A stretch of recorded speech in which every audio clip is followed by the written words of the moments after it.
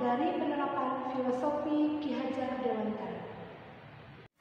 Perasaan saya selama mengikuti proses pembelajaran tentang pemikiran Ki Hajar Dewantara, yakni sangat senang sekali, karena saya banyak mendapatkan ilmu yang bermanfaat yang sebelumnya belum pernah saya dapatkan. Pembelajaran yang saya terapkan di dalam kelas masih bisa dikatakan jauh dari pemikiran Ki Hajar Dewantara.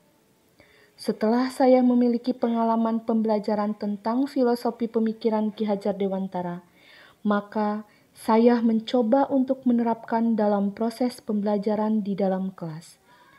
Ketika adanya perubahan pembelajaran yang menerapkan pemikiran Ki Hajar Dewantara, maka saya sangat merasa senang karena bisa memerdekakan anak dalam proses pembelajaran. Saya banyak belajar dari karakteristik yang dimiliki oleh anak, sehingga saya bisa lebih memahami tentang kondisi anak didik saya. Ide atau gagasan yang timbul sepanjang proses perubahan, yakni bahwa pendidikan merupakan suatu hak yang harus dimiliki oleh seluruh anak Indonesia, sehingga ketika mereka mendapatkan pendidikan tersebut, maka saya selaku pendidik harus bisa menuntun anak untuk menebalkan laku baiknya dan membuat anak bahagia secara lahir dan batinnya.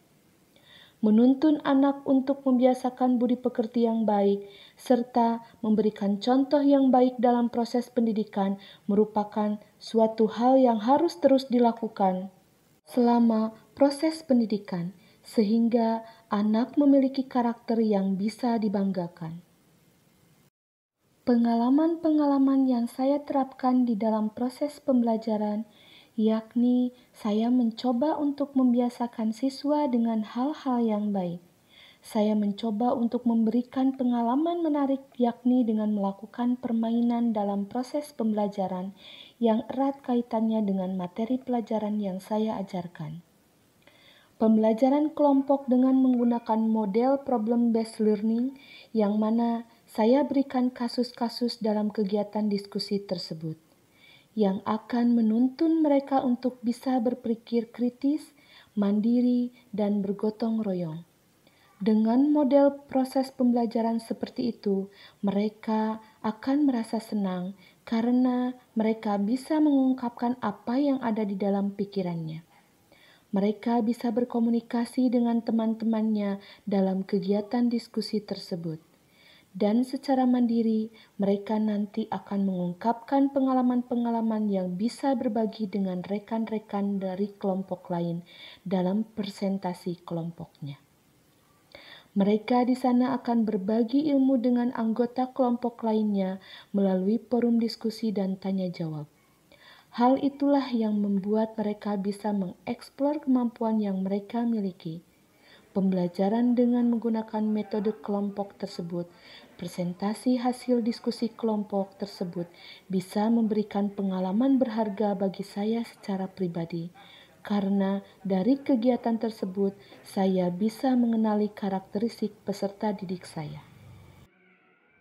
Perencanaan yang saya lakukan untuk melakukan aksi nyata tersebut, langkahnya yaitu berkomunikasi dengan kepala sekolah untuk menyampaikan aksi nyata yang akan saya lakukan, serta saya meminta izin untuk melakukan aksi nyata ini. Tidak lupa, saya juga meminta dukungan dan doa kepada kepala sekolah. Semoga aksi nyata penerapan filosofi pemikiran Ki Hajar Dewantara di dalam kelas bisa dilakukan dengan lancar.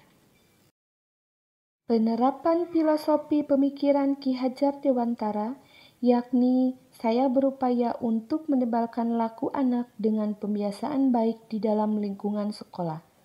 Pembelajaran di dalam kelas dengan menggunakan permainan dan pembelajaran secara kelompok akan membuat anak bahagia secara lahir dan batin, serta menuntun anak untuk bisa berpikir kritis, mandiri, serta bergotong royong. Refleksi dari aksi nyata yang saya lakukan di dalam proses pembelajaran, yakni ada sebagian siswa yang tidak senang ternyata dengan belajar secara berkelompok. Ada beberapa kelas yang tidak siap ketika akan presentasi hasil diskusinya, sehingga hal tersebut harus dijadikan bahan buat saya untuk menemukan formula pembelajaran yang tepat buat mereka semuanya. Sehingga peran saya sebagai seorang guru untuk bisa membahagiakan anak bisa tercapai. Belajar, ya Ibu beri kebebasan kepada kalian. Nah sekarang Ibu mau tanya nih, kita kan sudah melalui proses pembelajaran sudah cukup lumayan, ya ada yang mungkin menyenangkan, ada yang enggak gitu ya buat kalian. Nah Ibu tanya sekarang kepada kalian, apa sih yang membuat pembelajaran PKN menurut kalian bisa menyenangkan? Seru. Berpikir wawasannya luas. Potong dulu ya. PKN yang menyenangkan itu inginnya diajar seperti apa? Sama Bu Elis. Enggak, saya pengennya kalian belajar dari kasus-kasus. Oh, belajar dari kasus-kasus. Iya, pemaparan pendapat. Menyuarakan pendapat juga. Studi kasus. Studi kasus kemarin seperti kemarin. Oke, terus yang lainnya ada yang mau berpendapat lagi? Silakan. Mudah-mudahan kita bisa mengakomodir apa yang memang menjadi keinginan kalian semuanya, gitu ya. Ada beberapa hal mungkin yang sudah kita akomodir seperti kita belajar kasus kemarin, gitu ya. Mudah-mudahan dengan pembelajaran seperti ini bisa lebih menyenangkan buat kalian semuanya. Ya. Ayo kita. Testimoni dari rekan tentang aksi nyata yang saya lakukan diantaranya adalah dari Ibu Naning Marliani, dan berikut testimoninya. Setelah mengikuti pembelajaran filosofi menurut Ki Hajar Dewantara, Ibu Elis Nurjana sudah mengalami perubahan yang signifikan dalam pembelajaran di kelasnya.